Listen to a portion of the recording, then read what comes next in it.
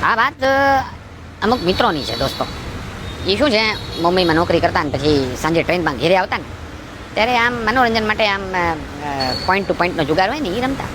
થોડા ઘણા પૈસાની આપ લે કરતા ને પછી એમાં લે તારો છોકરો કેમ છે ને, તારી મમ્મી કેમ છે ને, પપ્પા કેમ છે ને, કેટલામાં આવ્યો તારો દીકરો ને દીકરી કેમ કરે છે ને, એ બધી વાતો કરતા. અલગ મલગની વાતો કરતા કરતા ઘેર આવી જતા. પણ એકવાર પોલીસ એમને પકડ્યા જુગાર રમતા, બધાને જેલમાં ઘાલી દીધા. એ બધા એવા બી ગયા પછી ટ્રેનમાં જુગાર રમવાનું બંધ કર્યું. પણ હવે ટાઈમ પાસ કેમ કરવો?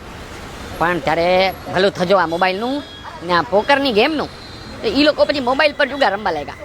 એમાં તો પોલીસ પકડે નહીં. પણ હવે એમાંથી 2 જ જણા રહ્યા છે.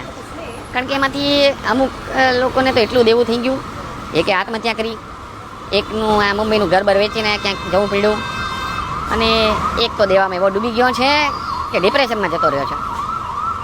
પણ મોબાઈલમાં પોકર રમાય હોય એમાં શું છે કે આ તો મોટા મોટા હીરો લોકો આવીને એડવર્ટાઈઝ કરે એટલે એમાં કંઈ ગુનો નથી બનતો. આ તો તમારે ધ્યાન રાખવું પડે ને, મોબાઈલ પર પોકર રમીને આમ નુકસાન ન કરાય ને. એમાં બિચારી સરકાર શું કરે, એમને તો ત્યાં રેવન્યુ આવે ને આ બધાનું, હે